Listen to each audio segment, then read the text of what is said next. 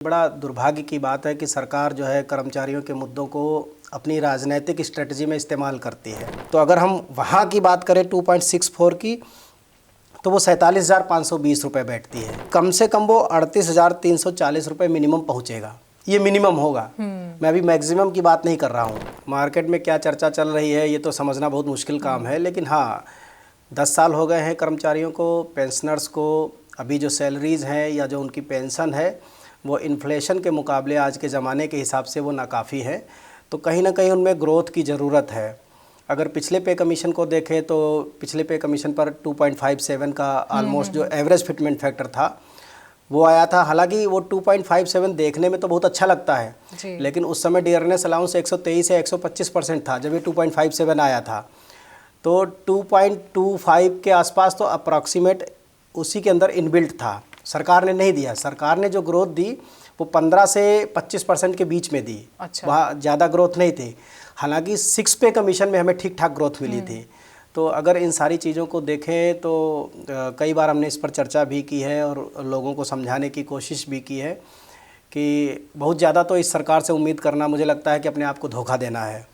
लेकिन फिर भी जो मिनिमम से मिनिमम फिटमेंट फैक्टर आएगा जिसको हम कैलकुलेट करके देखते हैं वो 2.13 मिनिमम, 2.13 मिनिमम, जहाँ पर सरकार कुछ देना ही नहीं चाहती है वहाँ तो उसे जाना ही पड़ेगा। मतलब 10-12% का जो ग्रोथ होगा तो 2.13 पर तो ऑलरेडी लोग पहुँच चुके होंगे। जिस हिसाब से आप बता रहे हैं 2.13 इस बार हो सकता है मिनिमम जी, तो उस हिसाब से 10,000 के हिसाब से सैलरी कहाँ पहुँचने वाली है? तो देखिए आयुषी जी 10,000 के उस पर तो नहीं बताएंगे क्योंकि हमारा जो सैलरी स्ट्रक्चर है बेसिकली हमारे पास 18 लेवल है गवर्नमेंट एम्प्लॉयज़ के। तो जो लेवल 1 है उसमें बेसिक सैलरी 18,000 रुपये है और आज की डेट में तकरीबन 58% तो डियरनेस अलाउंस है। अगर हम उस कैंडिडेट की अगर हम सैलरी की बात करें कि वो मिनिमम कहाँ चला जाएगा तो मैं वो बता सकता हूँ आपको कि कम से कम वो 38,340 रुपये मिनिमम पहुँचेगा, ये मिनिमम होगा। मैं अभी मैक्सिमम की बात नहीं कर रहा हूँ। अगर सरकार ठीक ठाक फिटमेंट फैक्टर दे, चूँकि जैसा सरकार कह रही है तो सरकार के मुताबिक 18 महीने आप देखेंगे कि अप्रैल मई जून में 2027 में बैठेंगे जा कर के, उस समय उत्तर प्रदेश के चुनाव चल रहे होंगे। अगर सरकार को ये लगता है कि उत्तर प्रदेश के 20 लाख कर्मचारी और उनके परिवारों के अगर वोट लेने हैं, अगर उनको रिझाना है तो सरकार को 2.13 नहीं फिर कम से कम 2.64 के आसपास जाना पड़ेगा। तो अगर हम वहाँ की बात करें 2.64 की तो वो 47,520 रुपये बैठती है। तो इसमें जो डियरनेस अलाउंस है वो आपने मर्ज किया है या वो ऑटोमेटिकली मर्ज हो जाता है? जब नया बेसिक सैलरी बनेगा तो जाहिर सी बात है वो बेसिक सैलरी में मर्ज हो जाएगा। डियरनेस तो जीरो हो जाएगा 1 जनवरी 2026 को। 26 के बाद जो बढ़ेगा वो हमें अलग से मिलेगा। तो ये पॉसिबिलिटीज़ हैं कि वो उतना एरियर उस समय हमें देगी जब भी वो लागू होगा। तो डीए 1 जनवरी 2026 को जीरो मान लिया जाएगा। और अगर इसको जितना लेट होता है, सपोज दैट कि वो 1 जनवरी 2028 में पहुंचता है अगर, तो 1 जनवरी 2028 तक आज के हिसाब से 3 इंक्रीमेंट बैठते हैं। मतलब जो आज 18,000 पे होगा वो एक बार 26 में उसको इंक्रीमेंट मिल गया जो यही महीना चल रहा है, फिर 27 में होगा, फिर 28 में होगा, तो 3 तो इंक्रीमेंट हो गए। और कम से कम 6 बार डियरनेस अलाउंस भी बढ़ेगा। जनवरी में बढ़ेगा, जुलाई में बढ़ेगा, इस तरह से हर साल बढ़ेगा। तो 6 बार डियरनेस अलाउंस और 3 इंक्रीमेंट अगर मिला करके देखते हैं तो आप 74% के आसपास तो वैसे डियरनेस अलाउंस होगा। तो 74% को जीरो करेंगे तो 1.74 तो ऐसे ही हो गया। 3 इंक्रीमेंट है तो वो उसे मिला करके 2 पॉइंट समथिंग चला जाएगा।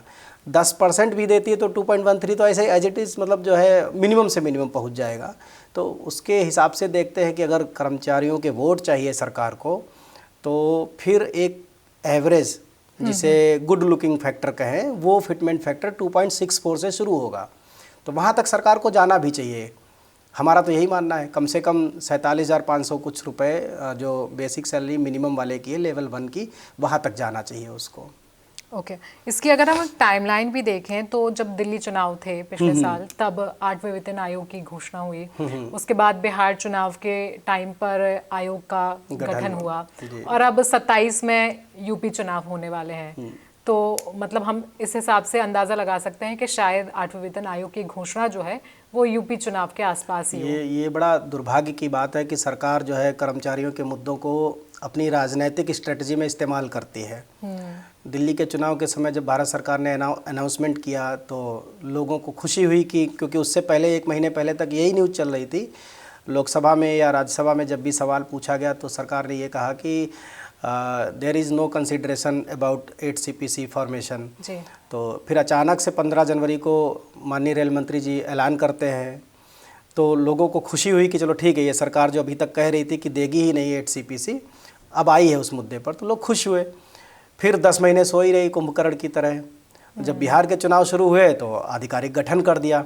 बिहार के चुनाव में भी तो आप देख ही रहे, पोस्टल बैलेट में बीजेपी को एक अच्छा खासा ग्रोथ मिला है। अभी 18 महीने कह रहे हैं तो जाहिर सी बात है यूपी के चुनाव में मैं तो यही कहूँगा कि सरकार को कर्मचारियों के मुद्दों को चुनाव से नहीं जोड़ना चाहिए। सरकारी कर्मचारी सरकार का हिस्सा होते हैं, वो किसी पॉलिटिकल पार्टी के हिस्सा नहीं है और ना ही वो किसी पॉलिटिकल पार्टी का विरोध या उसका सपोर्ट करते हैं। वो पूरी तरीके से तटस्थ लोग हैं, सरकारी लोग हैं, सरकार के साथ काम करने वाले हैं। अगर कोई दिक्कत आती तो सरकार के अगेंस्ट जा कर के या सरकार को बताने की कोशिश करते हैं। तो सरकार को भी इसी नज़रिए से देखना चाहिए। और ये जो 18 महीने का या जो 20 महीने का ये जो जबरिया जो डिले किया जा रहा है, ये नहीं होना चाहिए। ये बड़ा दुर्भाग्यपूर्ण स्थिति है। डिजिटल के ज़माने में सरकार कह रही कि 18 महीने लगाएंगे, जो काम 6 महीने में हो सकता है, 200 दिन में हो सकता है, उसमें 18 महीने लगाएंगे। इम्प्लीमेंट करते करते 24 महीने हो जाएंगे, भरोसा नहीं है। जिसको 10 महीने लग गए आधिकारिक गठन करने में, कमीशन के कैंडिडेट फाइंड करने में, तो और अभी 2.5 महीना हो चुका है, ऑफिस नहीं है, कोई मीटिंग्स नहीं है, कोई शेड्यूल जारी नहीं हुआ। तो ऐसी स्थितियों में ये बड़ा दुख की बात है कि देश में तकरीबन 1.25 करोड़ लोग हैं जो पेंशनर्स और वर्किंग क्लास है, उनके परिवार हैं, जबरन उनके लिए लेट किया जा रहा है। मान लीजिए अगर 2028 में 8वां वेतन आयोग जो है आधिकारिक तौर से लागू हो जाता है और इस दौरान कोई ऐसा कर्मचारी है जो रिटायर हो जाता है, तो उनकी सैलरी फिर कैसे कैलकुलेट होगी? नहीं, अगर 2025 के बाद कभी भी रिटायर होता है, पे कमीशन आने से पहले और 2025 के बाद, तो जिस दिन वो रिटायर हुआ है उस दिन जब पे कमीशन आएगा, सपोज दैट 1 जनवरी 2028 को पे कमीशन आया, उसने अपनी रिकमेंडेशन दे दी और उस आदमी की बेसिक सैलरी 50,000 थी, फिटमेंट फैक्टर आया 2.0, तो उस दिन उसकी बेसिक सैलरी को 2.0 से मल्टीप्लाई किया जाएगा, वो उसकी सैलरी 1 लाख मानी जाएगी। फिर जो एरियर बना पेंशन पर वो उसको मिलेगा। अच्छा, तो इसमें तो कोई डाउट नहीं है किसी भी तरह का, ना ही ऐसा कभी हुआ है कि मतलब उसको बेनिफिट ना मिले। लेकिन इससे एक दिक्कत ये होती है कि जितना डिले होता है पे कमीशन, भत्तों का नुकसान होता है। और जैसे ट्रांसपोर्ट अलाउंस है, HRA है या और अलाउंसेज हैं जो अलग अलग डिपार्टमेंट में मिलते हैं, रिस्क अलाउंस है, उनका नुकसान है।